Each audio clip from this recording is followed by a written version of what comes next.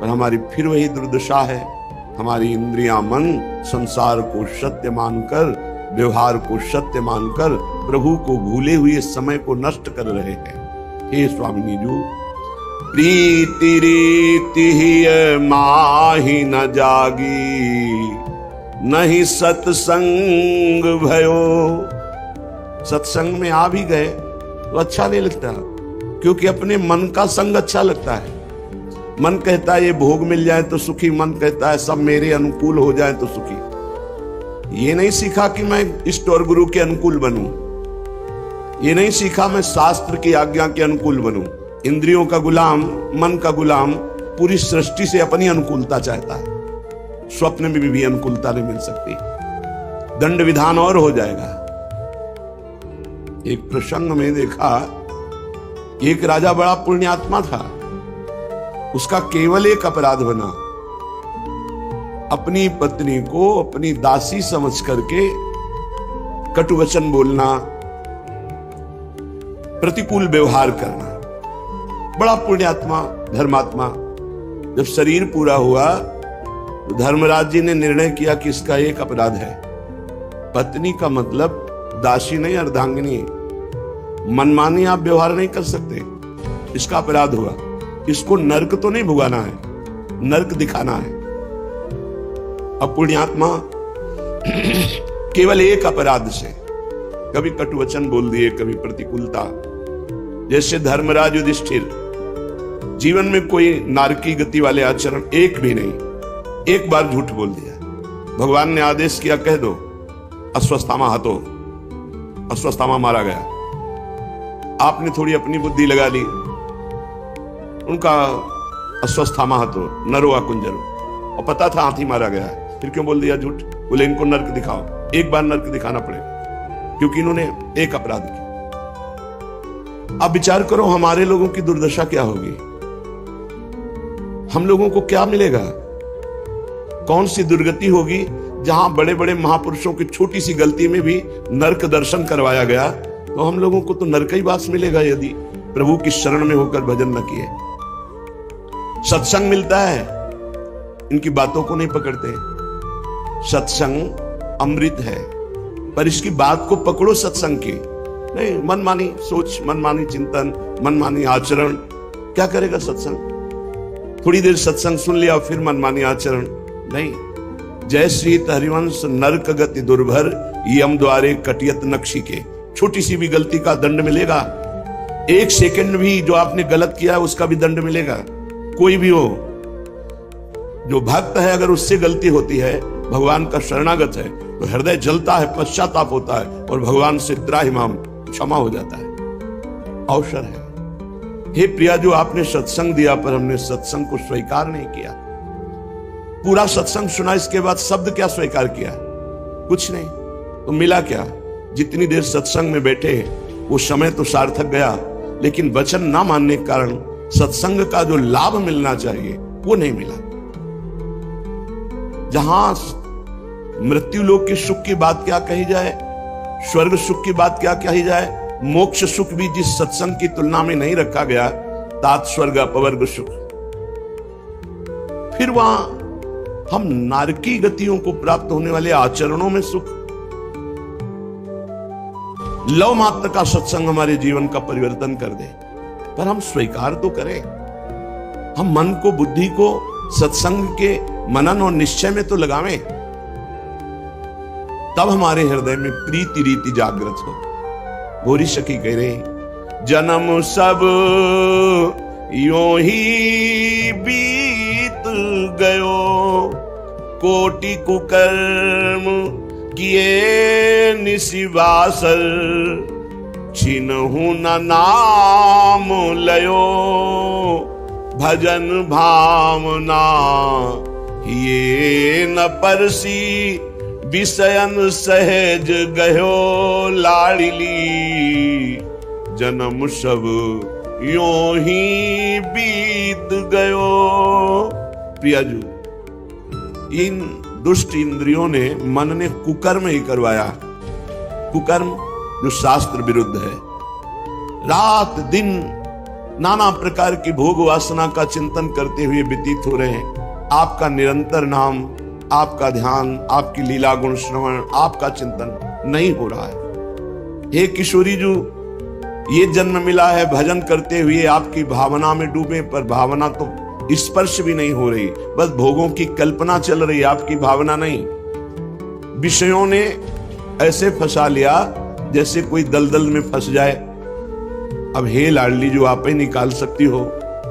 हा राधे नहीं को मेरो,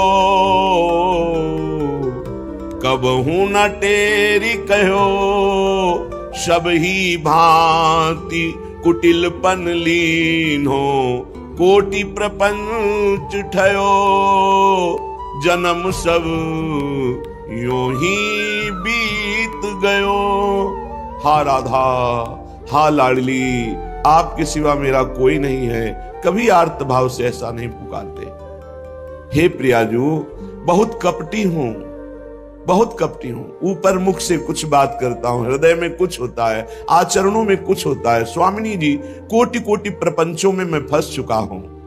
एक अवलंब न को सूझत, तन मन विकल भयो, एक कृपालु बान की भोरी, बस हिये भरोस भयो, हिये भरोस भयो, जन्म सब यों ही बीत गयो। स्वामिनी जी, अब तो बस आपके स्वभाव को सुना कि करुणामयी हो, तो आपके चरणों का भरोसा आश्रय ले लिया। हमारा तन मन सब अपवित्र है, आपके योग्य नहीं है, पर आप पतित पावन हैं। बस यही हृदय में विश्वास जागृत हो गया और हमने गोरे चरणारविंद का भरोसा ले लिया। स्वामिनी जी, भोरी सखी कहती है, हे स्वामिनी जी, आपका कृपा करना स्वभाव है और मेरा आपसे विमुख होने का स्वभाव है। आप कृपा करो, अपने स्वभाव के बल से आप मेरे मन को, मेरी बुद्धि को, मेरे चित्त को अपने चरणों के चिंतन में, निश्चय में, मनन में लगा लो। स्वामिनी, तो ही बात बन सकती, नहीं तो पूरा जीवन यूं ही व्यर्थ जा रहा। हृदय से प्रभु के सामने रोना चाहिए, प्रार्थना करनी चाहिए, अपनी हृदय की स्थिति स्वामिनी जी के सामने निवेदन करना चाहिए। कभी तो सुनेंगी और जिस दिन सुन लिए उसी दिन निहाल हो जाओगे, आनंद में मगन हो जाओगे। ये जो मन बुद्धि इंद्रियां हैं, यही आनंद से हमें वंचित किए हैं, और यही जब प्रभु में लग जाएंगी तो यही हमारी मित्र हो जाएंगी, यही हमें आनंद सिंधु में डुबो देंगी। श्रीपाद प्रबोधानंद जी महाराज कह रहे हैं, जिससे वृंदावन आने को मिला, थोड़ा भी समय वृंदावन रहने को मिला या अखंड वास मिला, तो वृंदारण्य अद्भुत रसमयी चेतसः काप्यवस्था, यहां रहने मात्र से कोई अद्भुत प्रेममयी अवस्था जागृत होती है। जो अन्य उपासनाओं में प्रेम का आनंद मिलता है, वृंदावन कुछ ऐसी अवस्था प्रकट करता है कि वह प्रेमानंद भी एक बिंदु के समान लगता है। कह रहे, वृंदारण्य अद्भुत रसमयी चेतसः काप्यवस्था, प्रेमानंदान पिच परमान बिंदु मात्री करोति। जो वृंदावन का वास आश्रय ले लेता है, तो वृंदावन अपने प्रभाव से उसके हृदय में ऐसी दिव्य भाव अवस्था प्रकट करता है कि अन्य बाहर जो उपासना पद्धतियां हैं उनसे जो प्रेम का आनंद मिलता है वो बिंदु मात्र हो जाता है। ऐसा उत्तम प्रेम वृंदावन प्रकाशित करता है। पर किनके हृदय में? आगे की पंक्ति में कहते हैं, जो मिथ्या दुखात्मक विषय गैर इंद्रिय वंचितस्तान, जिसने झूठे भोगों से अपने मन और इंद्रियों को हटा लिया है, नहीं भोगना इस जन्म। देखो, हमारे हरि गुरु इतने कृपालु, हम जो चाहेंगे वो हमें देना प्रारंभ कर देंगे। जो इच्छा करियो मन माही, हरि प्रसाद कछ दुर्लभ नाही। पर सच्चाई तो यह है कि हम अपने हरि गुरु से भोग न मांगे, हरि गुरु से अनुकूलता न मांगे, हरि गुरु से लौकिक दुलार न मांगे। हम मांगे कि आप हमें डांट लगाओ, आप हमें वो प्रतिकूलता तिरस्कार दो जिससे भगवत प्राप्ति होती है। जिससे संसार का राग नष्ट होकर, शरीर का राग नष्ट होकर रात दिन भजन करके भगवत प्रेम प्राप्त होता है, हमको वो तिरस्कार, वो अपमान, वो प्रतिकूलता मिले, हमको वो अनुकूलता न मिले जिससे हम प्रभु को भूल जाएं। मिथ्या दुखात्मक विषय गैरेंद्रियर वंचित स्थान, जो मिथ्या भोगों को भोगने में वृंदावन आए और यहां भी वही संसारिकता, ऐसा करने वालों को तो प्रेमानंद का अनुभव नहीं होगा। नैवम प्राप्तुम प्रभवति जनो देव माया स्त्री अंधा, वो अंधा पुरुष ये नहीं देख पा रहा कि स्त्री शरीर में भगवान विराजमान, जिधर दृष्टि गई बस काम भाव, बस भोग बुद्धि, बस अपवित्र विचार, तो नैवम प्राप्तम प्रभवति, फिर यहां रहते हुए उसको ये अनुभव नहीं होगा। जो वृंदारण्य अद्भुत रसमयी चेतसा काप्यवस्था, चित्त की कोई अद्भुत अवस्था वृंदावन अपने प्रभाव से प्रकाशित करता है। यदि आप वृंदावन के आश्रित हैं, वृंदावन आए हैं, वृंदावन की भक्ति करते हैं, वृंदावन का अखंड वास करते हैं, आपके अंदर प्रिया प्रीतम का प्रेम प्रकट नहीं हो रहा, तो देख लो कोई न कोई आप ऐसी बात करते हैं जो यहां नहीं करनी चाहिए। फिर पुकारते प्रियालाल को कि हे प्रियालाल, आप अपनी सामर्थ्य से मुझको पवित्र कीजिए, हमारे आचरण पवित्र, हमारा विचार पवित्र, हमारी सोच जितनी पवित्र होगी उतनी जल्दी हमारे ऊपर वृंदावन का प्रेम रंग चढ़ेगा। कह रहे नैवम प्राप्तुम प्रभवति जनो, यद्यपि वो वृंदावन वास कर रहा है या वृंदावन का आश्रय लिए है, साधना भी कर रहा है, पर देव माया स्त्री अंधा, वो त्रिगुणमयी माया के द्वारा आकर्षित होकर माताओं बहनों के प्रति अंधा होकर, कामांध होकर गंदी दृष्टि रखता है। निश्चित उसके अंदर प्रेम प्रकट नहीं होगा जब तक संपूर्ण संसार की स्त्रियों में जगदम्बा भाव नहीं होगा। जननी सम जानहि पर नारी, धन पराए बिसते बिस भारी, जिन्हीं राम तुम प्राण प्यारे, तिनके मन शुभ सदन तुम्हारे। जो संपूर्ण जगत की स्त्रियों को माता के भाव में देखता है, गृहस्थ है तो अपनी पत्नी को छोड़कर अन्यत्र सर्वत्र पवित्र भाव, दूसरे के धन को विष के समान समझता है, चोरी कपट छल आदि से लेना बिल्कुल स्वीकार नहीं।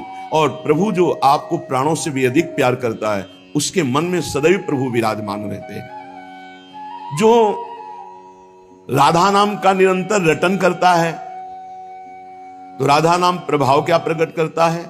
द्वैतम प्रोंजन मधुर मधुरानंत कांति प्रवाहई, शेषम सम्मूर्छयत् जगत दिव्य रूपांग भंगई।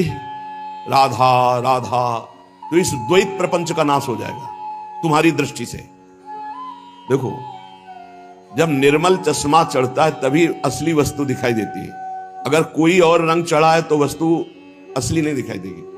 हरा चढ़ा तो हरा दिखाई देगी, लाल तो लाल, काला तो काला। अगर एकदम निर्मल श्वेत तो जैसा है वैसा दिखाई देगा। तो त्रिगुण का चश्मा चढ़ा है इसलिए हमें सच्चिदानंद तत्व नहीं दिखाई दे रहा। संसार का विस्मरण, निरंतर राधा नाम का स्मरण, तो द्वैत प्रोंजन मधुर मधुरानंत कांति प्रवाह, जिनके श्री अंगों से ऐसी मधुराति मधुर कांति प्रकाशित हो रही, शोभा प्रकाशित हो रही। शेषम सम्मूर्छयत् जगद, संपूर्ण विश्व में कोई ऐसा नहीं जो प्यारी जी का रूप देखकर मूर्छित ना हो जाए। यहां तक कि अखिल कोटि ब्रह्मांड नायक प्रभु भी मुकुट किधर गिर रहा है, पीतांबर किधर खिसक रहा है, बंसी कहां, सब विस्मरण हो गया। ऐसा प्यारी जी का रूप ये राधा नाम से प्रकाशित होगा। जितना नाम जप करोगे, द्वैत प्रपंच का नाश होकर एक तत्व का बोध और फिर राधा रूप का प्रकाश। तो सब्रीड़ोद्यस्मित सुधा मधुरा पांग दिग्धेषु विद्धे। उपासक की सिद्धि सी बात की है कि सारे जगत में एक तत्व का दर्शन हो जाए। जब तक ये नहीं होगा तब तक वो जीवन मुक्त नहीं हो सकता, किसी भी मार्ग का उपासक हो।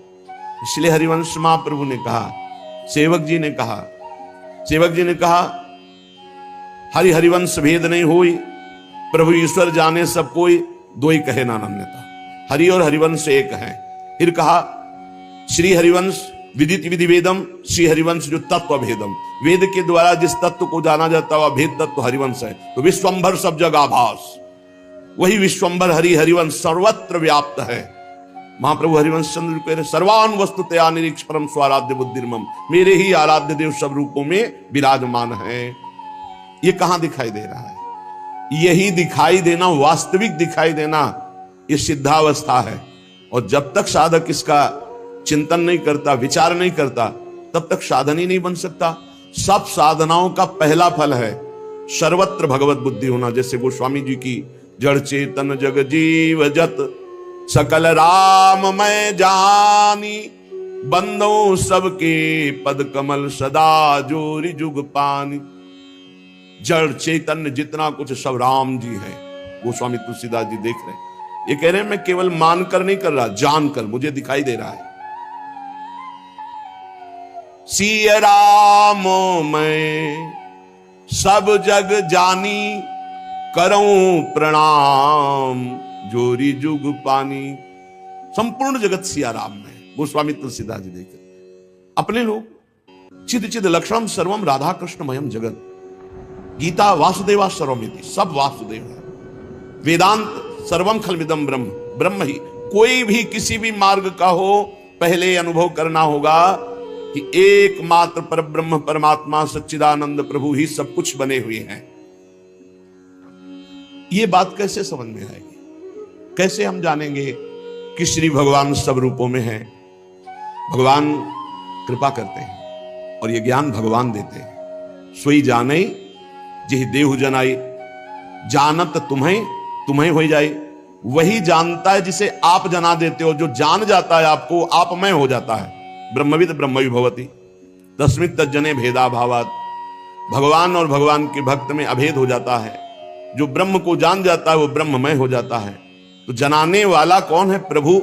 तो हमें क्या करना है? प्रभु की शरण में होकर प्रभु का चिंतन करना है, वो हमें जना देंगे। सोई जाने जे देव जनाई। इसीलिए भगवान ने गीता जी में अर्जुन जी को कहा सर्वगुहितमं भूयः शृणु मे परमं वचः, इष्टोसि मे दृढ़मिति ततो वक्ष्यामि ते हितम।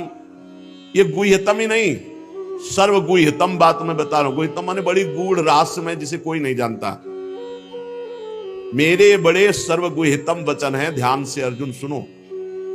इष्टोषि में, तू मेरा बहुत प्रिय है, दृढ़मति है तेरी मेरे में, इसलिए मैं तेरे हित के लिए बात कह रहा हूं। भगवान अर्जुन जी को बहुत प्यार करते हैं, क्योंकि अर्जुन जी के रोम रोम से श्री कृष्ण निकलता है। रात दिन कृष्ण ध्यान, कृष्ण चिंतन, कृष्णमय। जब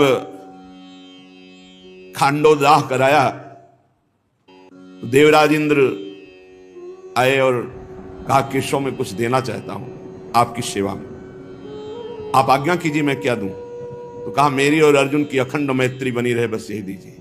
कितना प्यार भगवान ने मांगा ये महाभारत प्रसंग में, मेरी और अर्जुन की अखंड मित्रता। जब कोई भगवान की शरण में होता, थोड़ा भी प्रीति करता है तो भगवान कई गुना उससे प्रीति करते। जिस समय उत्तरा के गर्भ में ब्रह्मास्त्र का संधान स्वस्थामा ने किया और बालक ब्रह्मास्त्र की चोट से, जब सबने देखा कि कुल परंपरा चलाने वाला बालक ही ऐसी दशा को प्राप्त है, भगवान श्री कृष्ण को पुकारा। भगवान करुणा करके जो वचन बोले, भगवान ने कहा कि यदि मेरी और अर्जुन की निष्कपट मित्रता है तो ये बालक अभी जीवित हो जाए। अर्थात बहुत प्यार भगवान अर्जुन जी को करते हैं। अर्जुन के प्रति इतना घनिष्ठ प्यार है कि आप देखो, जहां अर्जुन की पादुका है वहां सारथी बने हुए जगत बंदनी भगवान बैठे। प्रीति का स्वरूप तो देखो। इसीलिए कहा प्रीति की रीति रंगीलो ही जाने। प्रीति का निर्वाह करना, प्रीति की रीति को तो स्वयं श्री भगवान ही जानते हैं। सर्वगुहितम बात कहे क्या? सर्वधर्मान परित्यज्य मामेकम शरणम ब्रज। बस ये हम तो हम सर्वपापेभ्यो मोक्षयिष्यामि मा शुचा। प्रेमी जन इस अर्धाली को नहीं देखते। मेरे सारे पाप नष्ट हो जाएंगे, मैं तुम्हें सब कुछ पवित्र कर दूंगा, तुम चिंता ना करो, ये सब बात। प्रेमी जन इस बात को देखते कि भगवान ने कहा सर्वगुहितम बात है, सर्वधर्मान परित्यज्य मामेकम शरणम ब्रज। शरणागति की सूक्ष्म बात भगवान ने कही। बहुत से धर्म हैं जिनमें लोग फंसे रहते हैं, पति धर्म, पत्नी धर्म, पुत्र धर्म, गृहस्थ धर्म, कुल धर्म, ना जाने कितने धर्म। भगवान आदेश कर रहे हैं कि तुम चिंता मत करो, यदि अपना परम मंगल, परम कल्याण और तत्वबोध चाहते हो तो मुझ जगत गुरु की शरण में आ जाओ। सब धर्मों का त्याग, एकमात्र मेरी शरण, हरि शरणम। कोई कोई इसकी व्याख्या करते हैं कि भगवान ने इंद्रियों के धर्मों के त्याग की बात कही है। भगवान सर्वज्ञ हैं, इंद्रियों के धर्म की बात, त्याग की बात तो गीता जी में बहुत जगह कही है। गुह्यतम बात क्यों, वो तो कह चुके हैं कई बार। बोले ऐसा लगता है भगवान ने कहा सन्यास धर्म, सब कुछ त्याग कर मेरी शरण में आ जाओ। तो अर्जुन जी तो पहले ही सन्यास लेना चाहते थे, गीता प्रारंभ के पहले ही कहा मैं सन्यास लेकर के भिक्षा का अन्न पा करके जीवन गुजारना चाहता हूं, मैं युद्ध नहीं करना चाहता। यहां जो अर्जुन के लिए लक्ष्य करके बात कही है वो अत्यंत प्रेम में कही, केवल मेरा भरोसा, केवल मेरा आश्रय। ये खास बात अंदर की है, केवल प्रभु का भरोसा। हमें ज्ञान मिलेगा तो प्रभु से, हमें प्रेम मिलेगा तो प्रभु से, हमारा कल्याण होगा तो प्रभु से, हमारे जीवन यापन होगा तो प्रभु, केवल प्रभु से। सर्वधर्मान परित्यज्य माम एकम शरणम ब्रज, माम एकम। भगवान ने कहा सारा भार मैं लेता हूं। आम तो हम सर्व पापेभ्यो मोक्षयिष्यामि मा शुचा। ये मत डरो कि ये त्याग करने से पाप लगेगा, ये त्याग करने से पाप लगेगा, मेरी शरण में आ जाओ। खास बात है, जीव नहीं आ पाता है, किसी न किसी वस्तु व्यक्ति का आश्रय लिए रहता है। वो भगवान की मांग है कि सर्वधर्मान परित्यज। अधर्म तो वैसे ही भक्ति से छूट जाता है, पर धर्म का भी त्याग करके परम धर्म, सावई पुंसाम परो धर्मो यतो भक्ति अधोक्षजे, जिससे भगवान श्री हरि के चरणारविंद की अहेतुकी भक्ति, अबाध भक्ति जागृत हो, उसे कहते हैं परम धर्म। भगवान कह रहे धर्मों का त्याग कर परम धर्म के लिए मेरी शरणागति स्वीकार करो। भगवान फिर इसी शरणागति को पुष्ट करने के लिए इशारा देते हैं। पीछे कहा है यत् करोसि यदस्नासि यज्जुहोसि ददासि यत् तपस्यसि कौन्तेय तत्कुरुष्व मदर्पणम। बिल्कुल भगवत प्राप्ति हो जाएगी, बात आप समझ लो। पहली बात है भगवान कह रहे मैं सर्व गुह्यतम बात कह रहा हूं, गुह्य नहीं गुह्यतम बात कह रहा हूं। क्या तू मेरा मित्र है, परम मित्र है, तेरी मति मेरे में दृढ़ है, इसलिए मैं कह रहा हूं कि तू मेरे शरण में हो जा, पूर्ण रूप से शरण में हो जा, मैं देख लूंगा सब कुछ। सच्ची बात, जो ज्ञान भगवान देते हैं वो अमोघ होता है, जो पढ़ लिख के होता है उसे माया भुलवा सकती है। वो माया जब आक्रमण करेगी तब हम उसका प्रयोग नहीं कर पाएंगे, लेकिन भगवत प्रदत्त ज्ञान के आगे माया टिकती ही नहीं है। अब हम कैसे जिए, तो भगवान कह रहे यत् करोषि, तुम जो भी करते हो वो मेरे को समर्पित कर दो। एक एक बात समझ लो, यहां यत् करोषि कहा है, ये करो ऐसा नहीं कहा। तुमसे जो भी हो रहा है तुम भगवान को समर्पित करो। पहला काम ये, हम शरण में जा रहे हैं, सर्वधर्मान परित्यज्य, हम भगवान की शरण की तरफ यात्रा कर रहे हैं। यत् करोषि, ये तो सर्वाणि कर्माणि मयि सन्न्यस्य मत्पराः, मेरे परायण होकर सारे कर्म मेरे को समर्पित कर। क्या जाता है, तुम जो कर रहे हो, ऑफिस जा रहे हो, नौकरी कर रहे हो, किसानी कर रहे हो, व्यापार कर रहे हो, 8-10 घंटे जो कर रहे हो उसमें बीच बीच में भगवत स्मरण करो और पूरे 8 घंटे भगवान को समर्पित कर दो। कितना बढ़िया साधना बन रही। और जब भगवान को समर्पित करने की बात रहेगी तो स्मृति रहेगी भगवान की। यत् करोषि, तुम सारे के सारे कार्य मेरे को समर्पित कर दो। यत् माने जो कर रहे हो, तो क्या उसमें पापाचरण भी होता है क्या? तो क्या भगवान के लक्ष्य रखने वाले उपासक में पाप वासना वाली बातें रहती हैं क्या? इसका मतलब सत्संग सुना नहीं, इसका मतलब सतमार्ग में अभी तुम्हारा प्रवेश नहीं हुआ। नहीं तो ये प्रश्न ही नहीं उठता कि भगवत मार्ग में चलने वाले का कदम कुमार्ग में चला जाएगा। भूल न देहि कुमार्ग पाऊं, छोटी मोटी अगर कभी कोई त्रुटि गलती हुई तो पश्चाताप की अग्नि में भस्म हो जाता है। वो भगवान को समर्पित गंदे आचरण नहीं करता, वो प्रार्थना करता है, प्रभु ये त्रुटि हो गई हमसे, हे नाथ इसको संभाल दो, मेरे बस की बात नहीं। वो भी इस तरह से प्रार्थना पूर्वक समर्पित है। यत् करोषि और यदस्नासि, जो भी तुम्हारी जिह्वा में रसेंद्री में जाए, पानी जाए, भोजन जाए, बिना भगवान को अर्पित किए नहीं जाना चाहिए। अभी शरणागति पुष्ट हो जाएगी। जो भी कार्य करो भगवत समर्पित करो।